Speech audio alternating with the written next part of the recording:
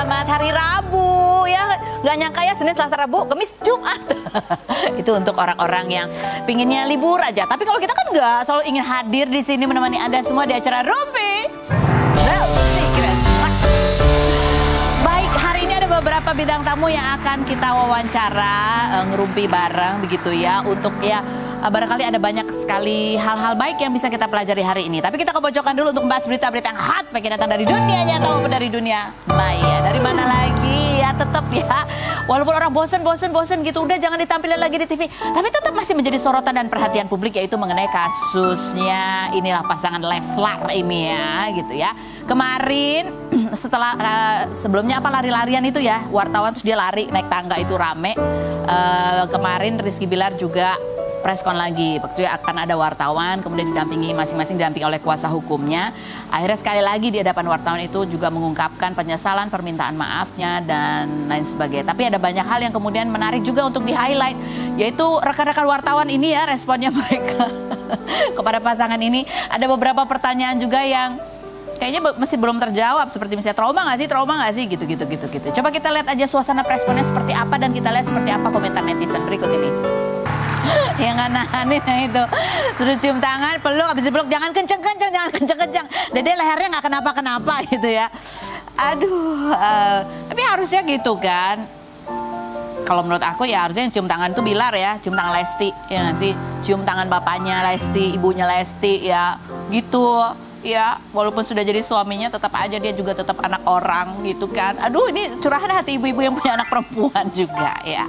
Ada lagi netizen juga selain menyoroti itu juga pengen tahu. Dulu sempat kan mereka kan sering bikin tanya jawab gitu. Ditanya kalau misalnya ada salah satu yang selingkuh gimana.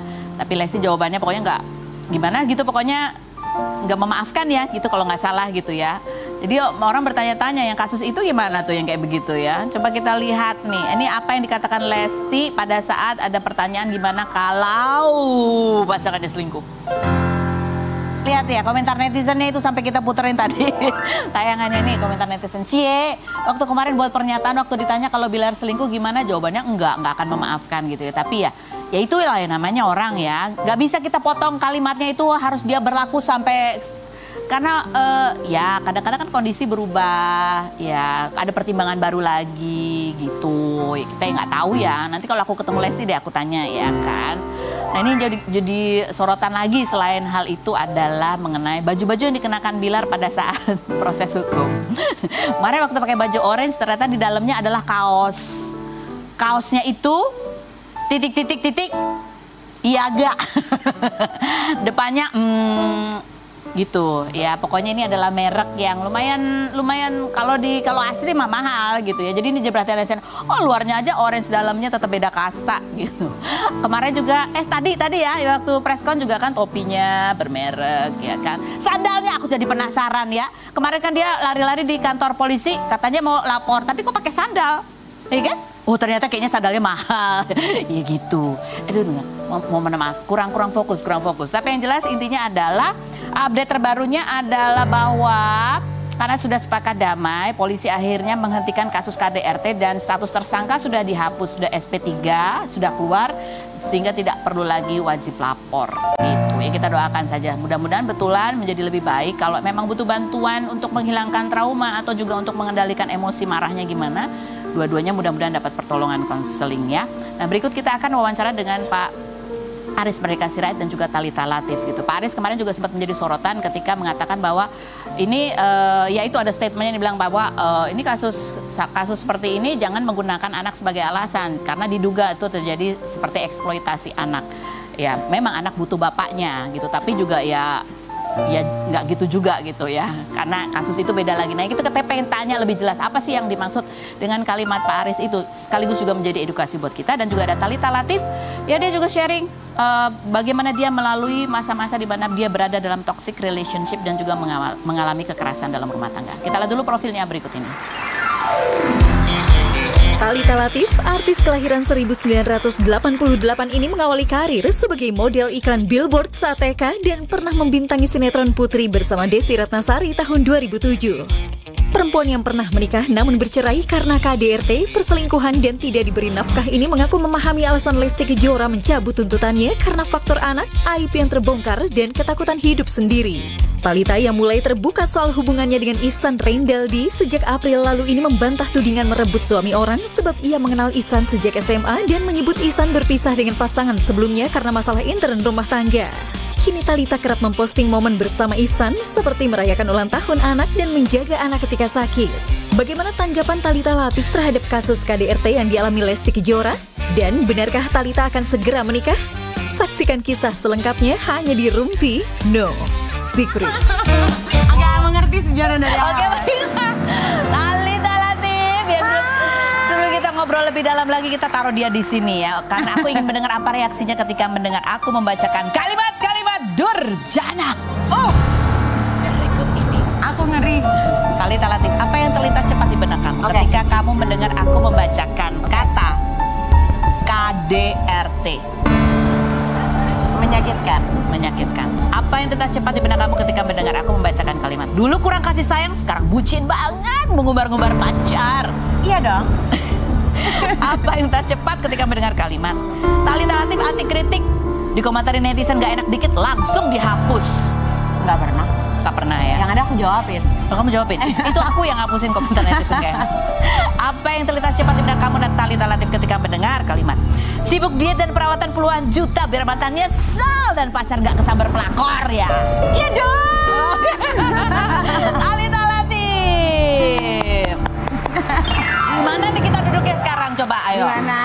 Oke, kita bahas dulu di artikel ya. Oke. Artikel ya. Kita ke artikel dulu, coba lihat, munculkan artikelnya.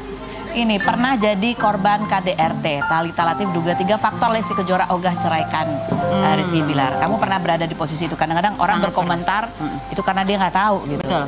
Nggak ada di posisi itu Nggak ya. ada di posisi itu. Karena kan mungkin aku nggak bisa menyamakan situasinya setiap korban KDRT itu sama gitu, karena pasti pencetusnya pasti berbeda-beda gitu. Tapi sedikit enggaknya karena Dede Lesti ini kan usianya masih terbilang belia ya, masih muda gitu ya, menikah muda. Aku pun dulu menikah juga di usia yang muda. Jadi mungkin bergejolaknya tuh masih unstable gitu. Kalau sekarang udah lebih mature lagi gitu, berpikir udah lebih banyak udah lebih matang gitu. Apa aja sih ya pada saat itu ya? Pada saat itu. Pada saat kamu ngalamin hal yang nggak enak. Terus bagaimana, apa yang terlintas di benak kamu untuk membuat kamu tetap bertahan? Faktornya satu adalah anak. Memang anak. Itu kayaknya umum ya, tapi Anak memang tuh benar.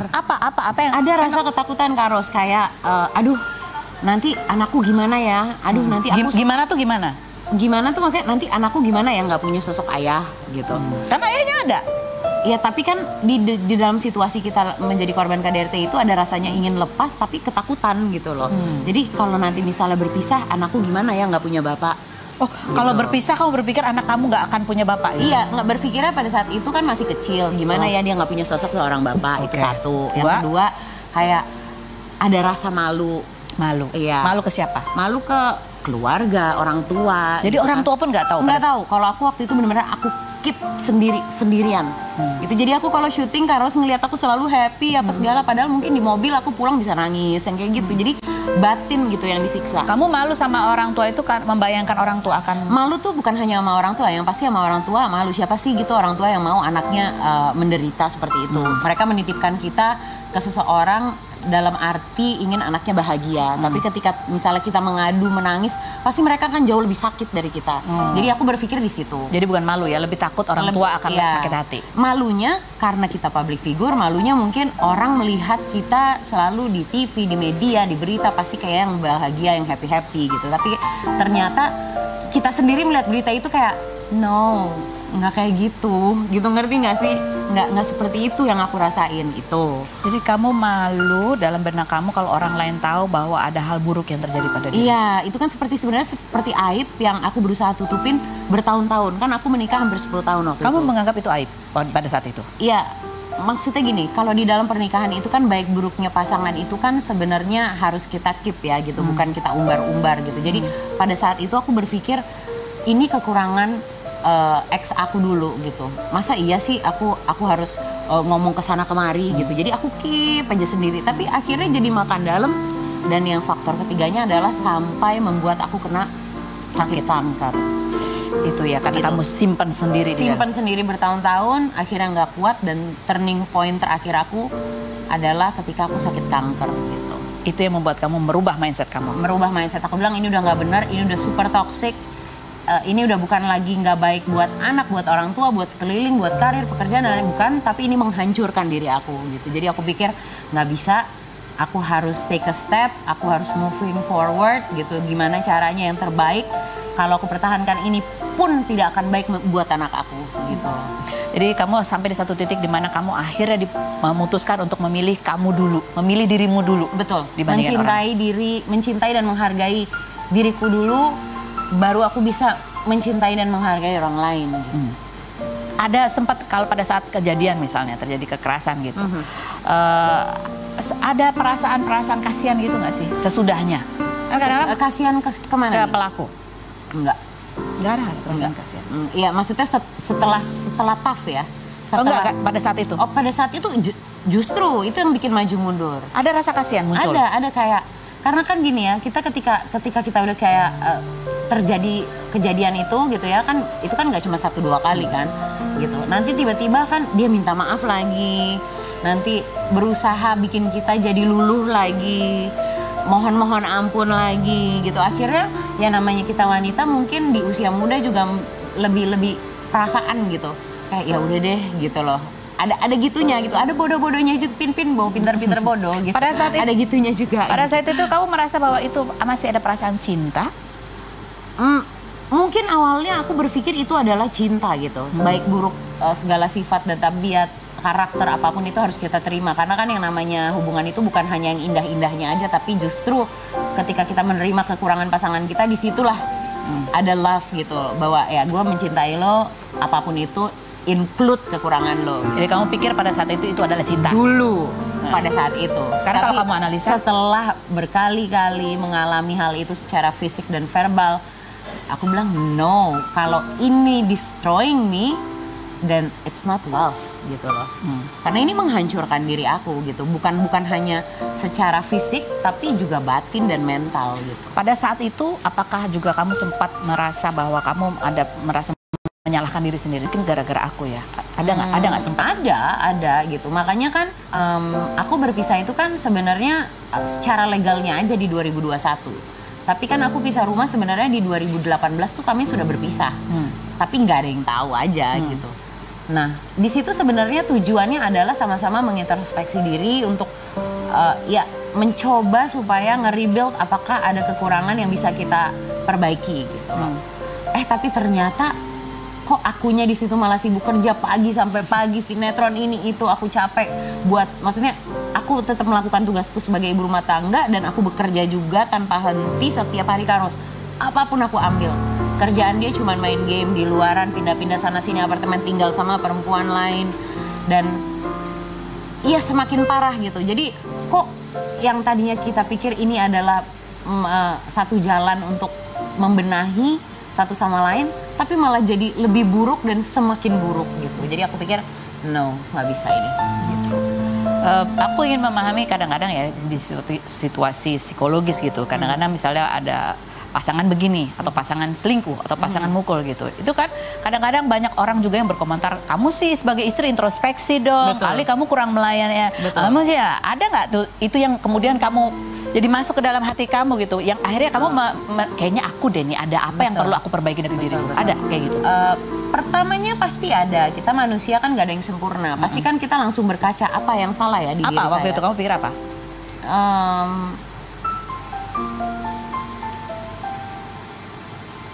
Gak enak sih aku ngomong di sini. Ya, kalau fisik, kamu merasa fisik kamu kurang? Oh enggak. Pada saat enggak. Pada saat itu kamu merasa kamu nggak nurut sama suami? Enggak juga, karena aku yang kerja banget, gitu. Tapi mungkin kalau aku melihat gini deh, lebih enaknya mungkin gini. Ada rasa insecure dari ex, gitu. Karena mungkin aku yang jauh lebih produktif. Dan kamu merasa bersalah? Ya tidak, karena pada saat itu? Pada saat itu aku melakukan itu semua secara tulus demi anak. Ya kita harus bekerja dong sebagai orang tua. Jadi kamu berpikir karena perbedaan aktivitas itu, kamu merasa mungkin ada. Mungkin, jadi ya. Kamu memaklumi jadi kan kita namanya manusia kan kita bisa aja berasumsi, berspekulasi, punya opini gitu. Tapi aku mungkin berpikir apa karena mungkin waktu itu kebetulan pihaknya mereka itu kerjaan juga lagi nggak bagus gitu. Jadi apa-apa aku di situ aku stripping lah, inilah itulah apa semua setiap hari. Kamu sempat gitu. merasa bahwa ada sikapmu yang terlalu sombong gitu terakhir? Enggak juga, karena aku pulang ke rumah aja jam 3 jam 4 pagi aja masih aku masakin kok, kalau dia minta masih aku bikinin minum, masih aku segala macam gitu. Jadi di situ posisinya bukan kamu merasa bersalah, tapi kamu berusaha memaklumi gitu. Jadi aku memaklumi apa mungkin ini ya udah deh gitu, daripada aku membuat dia mungkin semakin ngerasa nggak pede, semakin ngerasa kan kalau seperti itu kan orang ada rasa insecure lah ya gitu. Jadi aku memaklumi dengan ya udah diem aja deh gitu. Dan akhirnya bisa kita di satu meja makan siang misalnya gitu berjam-jam gitu, tapi nggak ngobrol gitu. Jadi udah super duper toxic gitu. Udah kayak gitu, udah sampai kayak gitu. Oke, sekarang kita lanjutkan perbincangan dengan Pak Aris Merdeka Sirait gitu ya. Dari Komnas Anak ya Pak ya? Komnas Anak ya? Komnas Anak gitu ya. Kemarin sempat mengatakan bahwa alasan demi anak itu ada dugaan. Itu adalah sebuah eksploitasi. Itu alasan yang tidak tepat begitu. Apa sebetulnya yang dimaksud oleh Pak Aris dengan kalimat itu? Kita lihat dulu profilnya berikut ini. Aris Merdeka Sirait, Ketua Komisi Nasional Perlindungan Anak sejak 2010 ini kemarin menyatakan kekecewaan terhadap Lesti Kejora yang mencabut gugatan atas kasus KDRT yang dilaporkan terhadap Rizky Bilar dengan alasan anak, padahal Bilar sudah ditetapkan sebagai tersangka. Pria kelahiran Sumatera Utara ini menyebut Lesti sama saja mengeksploitasi anak karena khawatir kehilangan suami. Sebelumnya, Aris juga sempat mengunjungi Galaskai Andriansyah karena mendapat laporan dari Dodi Sudrajat, ayah mendiang Vanessa Angel mengenai dugaan eksploitasi anak. Namun setelah kunjungan, ternyata Aris mendapati Gala merasa nyaman dalam asuhan keluarga Faisal, ayah mendiang Bibi Andriansyah. Apakah Komisi Nasional Perlindungan Anak akan melaporkan Lesti Kejora atas dugaan eksploitasi anak? Dan bagaimana pandangan Aris Merdeka Sirait terhadap ibu korban KDRT agar memilih keputusan yang tepat demi psikis dan pertumbuhan anak? Saksikan kisah selengkapnya hanya di Rumpi No Secret.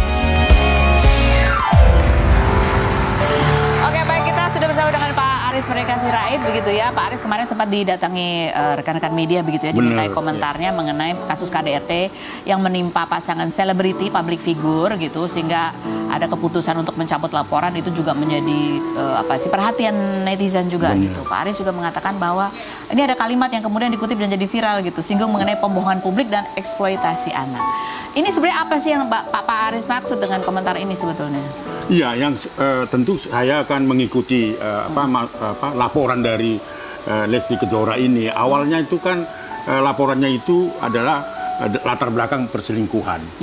Lalu ada kekerasan fisik yang dipertontonkan kepada publik, memar-memar sampai leher dan sebagainya. Itu sebenarnya laporan utamanya kan. Pada saat itu saya memberikan salut kepada Lesti karena dia berani speak up sebagai bagian dari kampanye bagaimana anti kekerasan dalam rumah tangga. Saya gembira sekali karena tentu ini bisa dipakai momennya untuk kampanye kepada publik agar perempuan-perempuan yang mengalami kekerasan dalam rumah tangga berani speak up itu kan. Tetapi saya jadi kecewa,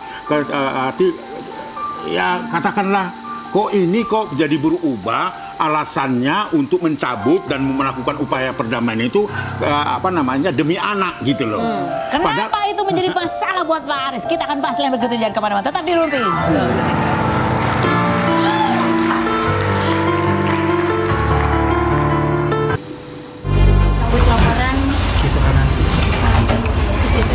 Alasannya apa Kak? Alasannya anak saya, karena mau bagaimanapun suami saya bapak dari anak saya, dan beliau juga alhamdulillah sudah mengakui perbuatannya dan meminta maaf kepada saya dan keluarga, khususnya kepada orang tua saya. Ya mungkin dari saya, yang pertama saya dari hati saya yang paling dalam saya ingin mengucapkan mohon maaf sebesar-besarnya kepada istri saya. Namun terima kasih juga pada istri saya karena masih mau menerima saya kembali, masih mau memberikan saya kesempatan untuk belajar, untuk berbenah, menjadi kepala rumah lebih baik lagi. Dan mudah-mudahan ini menjadi pelajaran yang berharga buat saya untuk terus belajar menjadi manusia yang lebih baik lagi, terus belajar untuk menjadi ayah yang baik buat anak saya, suami yang baik buat istri saya. Dan saya juga tidak lupa untuk mengucapkan mohon maaf juga, mohon maaf sebesar-besar kepada pihak keluarga istri, ayah mertua saya, ibu mertua saya, karena saya hampir gagal mengemban amanah. Itu. Oke. Pak Aris, kita kembali lagi Pak. Iya. Tadi kan Pak Aris mengikuti bahwa awalnya kan alasannya kan ada perselingkuhan, kemudian diikuti juga ada kekerasan fisik. Tapi kenapa dicabutnya justru alasannya malah anak gitu ya? Kenapa itu jadi perhatian Pak Jadi Aris? saya kira ini kan karena ketakutan kehilangan suami sesungguhnya. Terus kemudian juga, sorry ya, mungkin job juga, sehingga membayangkan... Ada dugaan begitu ya Pak ya? Kalau itu yang diteruskan dalam perkara di Polres Jakarta Selatan, maka tidak akan diberikan penangguhan penahanan itu. Maka dia menggunakan kata anak ini, padahal nggak ada tali temalinya terhadap persoalan konflik di mereka. Itu yang kita sayangkan sebenarnya. Bahwa kalau memang sungguh-sungguh demi kepentingan terbaik anak, is oke. Tapi kalau itu dieksploitasi hanya karena supaya dia dapat penangguhan penahanan atau bebas dan sebagainya, itu yang kita tidak terima. Itu yang saya sebut eksploitasi. Karena laporan pertama itu tidak ada persoalan anak di situ. Persoalannya adalah perselingkuhan. Lalu kemudian yang dilakukan kekerasan fisik ya, kita kan disuguhkan ya tontonan itu sampai ngelempar buah biliar. Nah ternyata itu peristiwa itu bukan peristiwa pada saat itu. Jadi ini klimaks dari kekerasan dalam rumah tangga. Nah kalau itu terjadi sebelumnya dan itu di depan anak-anak, maka anak-anak akan mengalami trauma berat di sini gitu loh. Nah tadi kan Thalita juga tadi sempat cerita bahwa pernah juga mengalami Thalita melihat di pangkuan dan sebagainya. Ini dimungkinkan juga. Nah itu artinya kalau dia terbiasa mendengar jeritan, bentak-bentakan dari istri dan atau suami di depan anak sekalipun dia masih usia 8 bulan, dia akan menyimpan di memorinya itu, meniru itu. Betul. Karena dia mendengarkan ribut-ribut kan gitu. Lalu komunikasi yang kedua bisa dia nangis. Nah itu artinya jangan dieksploitasi anak itu gitu loh, kepentingan anak itu. Aku setuju karena anakku juga ngalamin hal yang sama. Jadi kebetulan waktu itu anak aku usianya sekitar 6 tahun gitu. Kejadian yang waktu di pangkuan sampai detik ini umurnya 10 tahun. Dia nggak lupa sedikit pun. Itu penis. Sedikit pun dia tidak lupa. Karena apa? Kejadian itu yang pada lalu-lalu mungkin semua juga udah pada tahu yang mengenai yang gigi patah. Sebelum-sebelumnya ini kan berulang, tapi itu klimaksnya karena di depan anak Pak, gitu loh. Dijodotin ke tembok sudah pernah. Anak bagaimana? Terus di depan anak itu yang dilempar handphone yang gigiku sampai patah. Terus aku dijodokin kepala sampai berdarah. Anakku yang bilang dia usap darahnya, dia bilang Bunda are you okay? Waktu itu sudah bisa berkomunikasi sudah 6 tahun. Jadi sampai detik ini 10 tahun dia tidak lupa sedikit pun. Ini kaitannya dengan sebuah pengetahuan yang kita share gitu ya.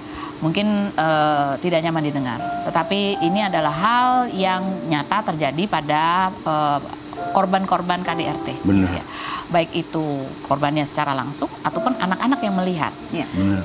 Karena menimbulkan trauma itu ya Pak. Trauma atau juga ada kemungkinan juga bahwa dia akan mencontoh itu. Dan akan meniru, dan biasanya anak kan dunianya kan mengimitasi yang meniru dan sebagainya. Pada usia tertentu nanti dia gerak-geriknya juga bisa marah-marah, bisa pakai tangan, pakai apa gitu loh. Bisa melempar mungkin gelas dan sebagainya. Ini yang diedukasi oleh Pak Aris sebagai dari Komnas Anak begitu ya, bahwa kadang-kadang orang tadi kan Thalita sempat berpikir nanti anakku gimana kalau ini nggak punya bapak. Tapi belum sempat berpikir bahwa anakku gimana kalau dia melihat secara langsung. Betul. Nggak kepikiran waktu itu ya? Belum. Jadi itulah klimaksnya. Ketika aku mengalami anakku melihat, itu udah turning point pertama. Udah ngerasa oke, ini toxic. Gitu. Ketika aku tahu lagi di balik itu ada perselingkuhan, ada makin lagi itu yang kedua. Yang ketiganya adalah ketika aku sakit kanker. Jadi udah 3 turning point yang bikin aku it's enough. Dan selama itu ya kamu akhirnya bisa mengambil keputusan. Ya itu pertimbangannya macam-macam gitu loh. Pertimbangan tadi itu macam-macam, dan yang aku bilang setiap orang itu mempertimbangkan suatu hal yang seperti ini itu tuh nggak segampang itu, Karus, gitu. Ada ketika kita pengen maju, nanti kita mundur lagi. Kita pengen maju, kita mundur lagi. Dan akhirnya memiliki keberanian sampai set gitu ya, sakit kanker. Bener. Masa aku harus menghancurkan diri aku, gimana nanti? Gitu loh, kalau aku kenapa-kenapa nanti gimana? Gitu. Oke, kalau gitu, bye. Nah, itu makanya bagaimana Lesti ya memberikan alasan demi anak gitu. Dan suaminya aja pelaku kekerasan kok. Maksud anak itu mau dipertemukan lagi kepada pelaku-pelaku seperti itu sebelum dia betul-betul steril tidak lagi melakukan itu. Loh, bagaimana kita bahwa bapaknya adalah pelaku kekerasan dan itu disinyalir gitu ya. Terjadi beberapa kali di depan anak dan sebagainya. Pak Aris berbicara begitu menggebu-gebu itu saya yakin karena ada banyak kasus serupa seperti ini, Pak. Iya, tentunya kan. Oleh karena itulah menurut saya jangan dieksploitasi anak hanya kepentingan orang dewasa. Ya, ini kan saya melihatnya seperti itu. Jujur saja gitu loh. Jadi jangan eksploitasi anak itu. Jangan dijadikan alasan. Tameng untuk mereka, apalagi untuk alasan untuk mencabut pengaduan KDRT itu. Jadi intinya seperti ini banyak orang yang salah paham gitu mengatakan eksploitasi anak tuh itu kali kalau disuruh kerja tuh anak. Bukan. Tapi ini gini. Memanfaatkan. Tapi memang ada pikiran kayak Talita bahwa anakku nanti gimana kalau bercerai, nanti pasti bapaknya ada gimana. Seperti itu. Dan gitu kemudian padahal sebetulnya ada beribu alasan.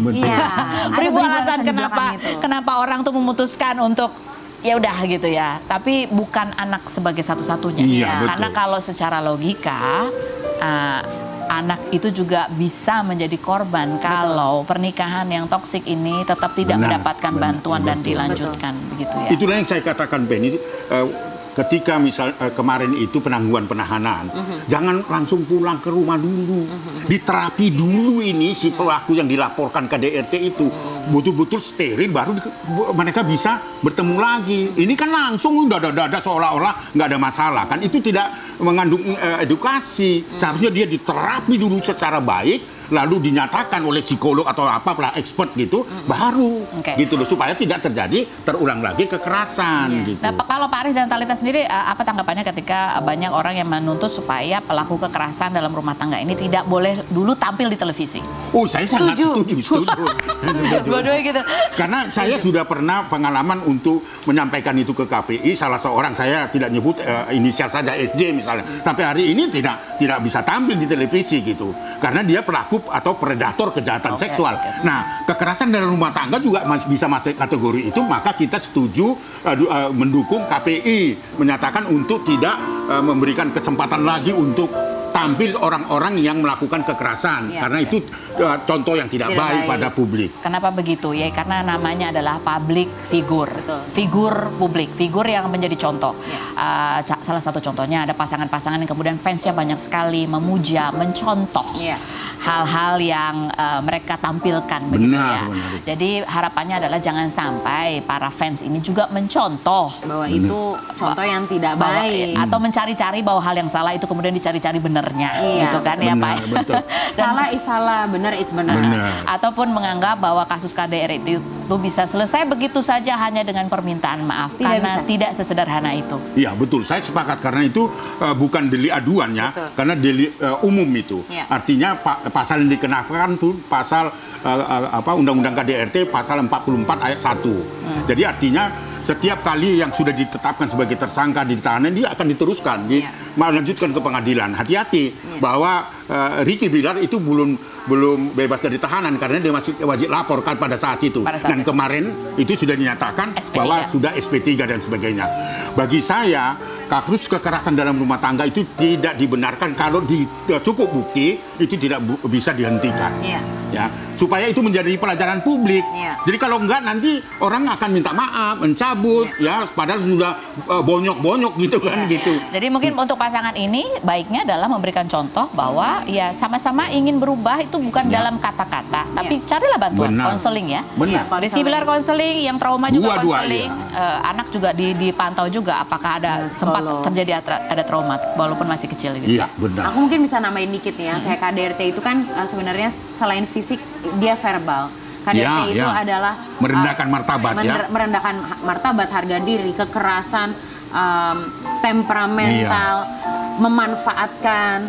Jadi kayak nggak semudah itu trauma itu hilang gitu saja kalau kita mengalami gitu loh. Butuh waktu yang lama juga untuk terbebas dari itu gitu. Jadi mungkin buat teman-teman di luaran sana yang lagi mengalami mungkin gitu. Mungkin di sini aku bisa mewakilkan para korban karena aku seorang figur publik, bahwa kita memang sulit memutuskan untuk terbebas dari jeratan yang mengerikan itu. Tapi please dipertimbangkan berulang-ulang supaya mendapat keputusan yang bulat. Karena ketika kita sudah lepas dari itu tuh pundak leganya minta ampun.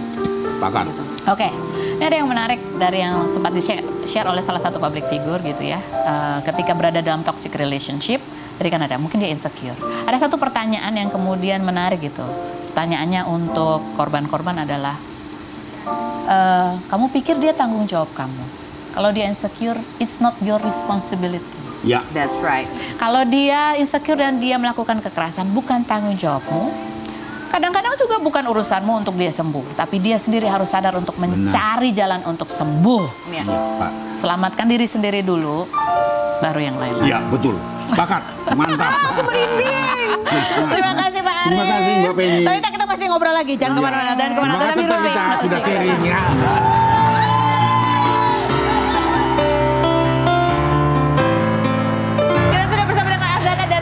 Tapi Rizky yang ini baik kan kamu ya? Baik. Suami yang baik ya? Baik, alhamdulillah. Kalau marah? Baik nggak coba baca? Baca. Kayak peramal tuh. Dia mana berani, bapak mertuanya galak banget ya. Bener.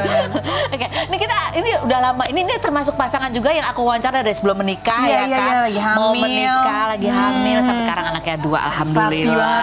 Lagi honeymoon juga ya? Iya, kita intilin. Iya benar. Ini ada artikel sekarang nih tentang update mereka berdua ya, yang tetap kompak bikin konten-konten TikTok juga. Asik jadi ibu, Rizky Alatas larang kembali ke dunia. Emang iya? Kamu melarang dia? Enggak. Aku terserah dia. Cuma dia bilang katanya aku belum mau, kata dia. Terus aku bilang gini, yaudah kalau mau testing sama aku aja ya. Oh gitu. Jadi maksudnya apa tuh? Makanya kayak kalau mau balik syuting sama aku aja ya gitu. Artinya ya kalau dapat bareng boleh nggak boleh gitu. Emang nggak boleh dia syuting sama yang lain? Boleh, kalau langkahnya cocok. Dia gampang berubah pikiran cocok dong. Angkanya cocok.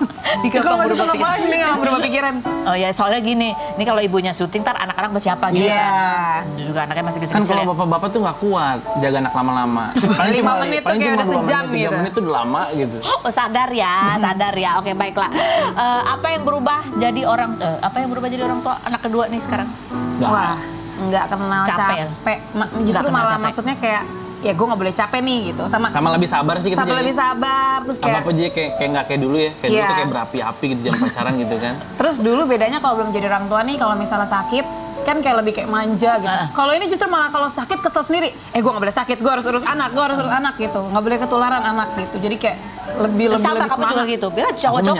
menyantai. Cowok tuh biasanya lebih manja kalau sakit. Aku menyantai. Nah, kamu nyantai dia. Aku nyantai. Kamu manja kok kalau lagi sakit. Oh sakit ya manja, cuma maksudnya kalau kayak dia virus ribet kan. Kalau aku tuh kayak apa sih ribet banget deh. Oh, dia sangat protek. Karena mikirin anak, Higienis jangan gitu. sampai anak-anak sakit gitu ya. Tapi mungkin Bapak nggak santainya dalam hal cari uang kayak Oh Pak iya, ya? oh itu dia harus dong. Harus. Sesut gitu. Aduh. Lebih giat anak dua Iya, nih gitu ya kan. benar-benar. Tapi kan ini termasuk yang cepat ya, set gitu anak langsung 2 gitu. Ini gara-gara COVID ya, kebobolan ya. Iya sih. Habis nggak ada kerjaan Keceplosan kan? sebenarnya. Saya dipulangin syuting loh. Saya dipulangin syuting lagi COVID. Oh gitu. Syuting suruh pulang, nggak boleh syuting. Semua. Kan ribet Udah tuh nggak kalau ngapa-ngapain ya, mending kita ngapa-ngapain. Iya, ada produktif juga ya Iya. tetap ya gitu ya. Oke, ini ada kartu-kartu yang mau kita tanya nih, dibaca oleh Rizky. Rizky Alatas ya dia, tapi depannya R juga nih. Tapi R yang satu aja dulu taruh, baca dua-duanya. Ini baca random. Gimana baca, sih pilih satu. Pilih satu random. Lo lama banget pilihnya. Ya baca, Rizky baca dulu. Mama saya, baca sana Iya, harus baca. iya. Mama sayang, Ya Allah. jujur, kamu pernah nggak cek HP aku diam-diam, terus delete kontak atau DM cewek lain? Setelah yang berikut ini jangan kemana-mana, tetap di Rumpi Rumpi. Topiknya kan. Oke, baik, tadi ada pertanyaannya dari Rizky Alatas. atas ya. Pernah nggak kamu ngecek handphone dia diam-diam? Nggak ngecek yang gimana-gimana sih, karena emang kita transparan kalau masalah HP. Kita sama-sama taruh, mau buka boleh, dia cek aku boleh, aku cek dia boleh. Oke. Cuma aku kadang suka nggak izinin dia cek HP aku karena emang dia tuh jahil, jadi buat bahan godaan. Langsung defense ya? Mereka sering nulis di note kan. Dia sering buka note aku tuh diam-diam terus dibaca-baca, tapi aku udah nggak pernah nulis itu lagi semenjak dia goda-godain itu. Aku Dia tuh suka curhat. Jadi notesnya. Kita kan kalau curhat kayak curhat biasa gitu ya. Kalau dia tuh yang berisik banget, dia tuh kayak aku bikin mau marah loh puisi, ya. tau nggak? Kayak bikin puisi. Kan dia pernah curhat tentang kamu nggak? Curahkan hati. Enggak. Pernah. Nggak pernah. Katanya suami gue tuh ganteng. Itu bohong. Itu bohong. Tapi ngomong-ngomong ada satu pertanyaan yang Rizky pengen nanya banget. Enggak. Buka takut. Buka nggak? Baca dong. Sayang, kalau aku ketahuan selingkuh, kamu masih maafin atau enggak? Tergantung. Oh, tergantung. Ini aku pengen selidikin dulu nih, yang awalnya gatel tuh siapa dulu. Ya pasti siapa lakinya dulu. lah. Tapi kadang di luar sana juga banyak cewek-cewek yang hari gini ya, maksudnya gitu. Kalau kita tanya aja langsung. Tapi tetap kalau misalnya dia ngeladenin, ibaratnya kan gak bakal kejadian kan gitu. Jadi kasih kesempatan gak ya? Gak usah deh. Aku sekarang di kepala aku tuh nggak ada sih. Nggak ada cewek. Sekarang nggak ada. Sekarang, Ya? berarti dulu- Handphone juga cuma satu kan? Oh iya dong. Handphone cuma Dua satu. buat anak. Nah. Buat anak nonton. Nggak ada yang dititipin kemana gitu, nggak ada ya? Gak ada yang diselipin di mana. Aman lah ya. Cuma kalau ATM ada ngumpet. Ya Allah. Oke, sekarang coba pertanyaan dari netizen buat siapa nih? Satu? Mana tuh? Mana pertanyaannya? Cek Q&A. Nah, kata Lita, kalau nanti jadi nikah terus ditawarin live di TV dengan bayaran mahal tapi pakai gimmick mantan datang. Sorry, nggak perlu. Terima kasih. Tidak perlu netizen. Terima kasih. Ada cukup bekerja dengan apa adanya seperti ini aja. Oke. Lanjut berikut pertanyaan selanjutnya buat siapa nih? Azana, gimana ya caranya biar suami nggak body shaming kita? Padahal aku gendut karena habis melahirkan anak dia juga, kayak gitu. Kenapa sih? Karena ada tuh kadang suami gitu, sayang, kamu coba dong. Tapi dia lucu loh. Nih, dia tuh suka insecure sendiri. Dia ngomong gini, aku gendut, kamu cari yang lain aja. Udah dong, udah begitu. Udah begitu. Dia takut gendut, tapi tiba-tiba nih malam-malam, yang aku pesan sesuatu ya, makan, dia makan tuh. Setelah dia makan, dia nyesel. Bisa diam Dia nggak? nyesel. Masa dibuka semua bisa. Dia pusat ke tembok. Apa sih? Atau nggak dia aku bisa di belakang aja, nggak aku boleh bahas. atau nggak dia kayak apa sih namanya kayak Enggak, gitu. Ngapain sih lu?